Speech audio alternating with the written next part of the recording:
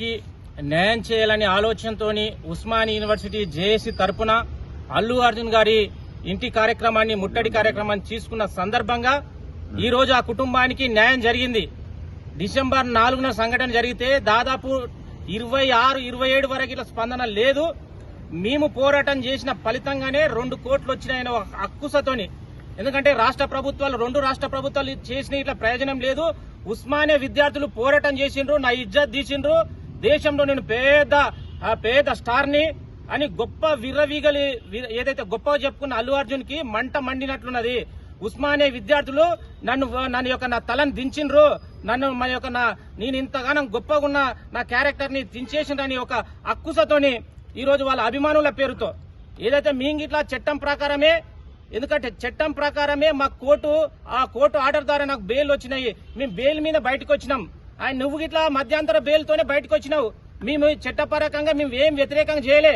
మీరు వ్యతిరేకంగా చేయనప్పుడు, మీరు అన్యాయం జరిగినప్పుడు మీ అభిమానుల మరి గుండాల వాళ్ళు ఫోన్ చేసి డైరెక్ట్ అరే లంజా కొడుక నువ్వు ఎట్లా తిడతావు మా యొక్క అల్లు అర్జున్ ని, నువ్వెక్కడున్నా నేను చంపేస్తాం, నీ అడ్రస్ చెప్పురా అని మాట్లాడుతున్నాం.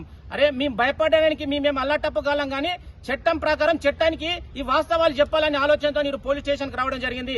అల్లు అర్జున్ మేము కనీసం 15 మంది వస్తే నేను తట్టుకోలేకపోతున్నావు, జీర్ణించుకోలేకపోతున్నావు.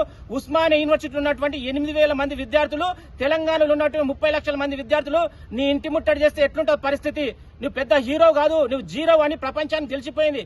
ఇప్పటికైనా ఒళ్ళు దగ్గర పెట్టుకుని మాట్లాడు. కనీసం నీ అభిమానుల పేరుతో ఎవరితో బెదిరింపులు చేస్తున్నారో వాళ్ళని చట్ట ప్రకారంగా చర్యలు తీసుకునే విధంగా చట్టానికి అనుగుణంగా మేము పనిచేస్తాము. ఒక చదువుకున్న మేధావులుగా, పిహెచ్డి స్కాలర్ గా నీకు చదువు జ్ఞానం ఉంటే నీ పూరంబోగాలకు చెప్పు. లేని పక్షంలో నీవు ఈరోజు 1500 మంది అన్నావు కదా, ఎన్ని వేల మందితో ముట్టడి కార్యక్రమం చేసుకున్న బిడ్డ ఇప్పటికైనా ఆలోచన చెయ్యి. నీలాంటి చిల్లర కొడుకులు ఎంత మందితో తిట్టించినా మాకేం కాదు, మా ఇంటికి ఇట్లా ఏం కాదు. బట్ చట్టాన్ని గౌరవించాలి. చట్టం పరిధిలో అందరం సమానమే. నువ్వు పెద్ద హీరో ఉండొచ్చు, మేము సామాన్యులు ఉండొచ్చు, కానీ ఒక పేద బిడ్డకు న్యాయం విషయంలో మేము ఖచ్చితంగా న్యాయం చేసినామని ఒక సాటిస్ఫాక్షన్ ఉంది. మీరు ఎన్ని కార్యక్రమాలు చేసినా మేము తట్టుకుంటాం, నిలబడతాం. కానీ చట్టం ముందల మీ యొక్క దురాఘాతాలు, మీ యొక్క వాస్తవాలు, మీ నిజ స్వరూపం బయట పెట్టాల ఆలోచనతోనే మేము ఈ కార్యక్రమాన్ని తీసుకున్నాం.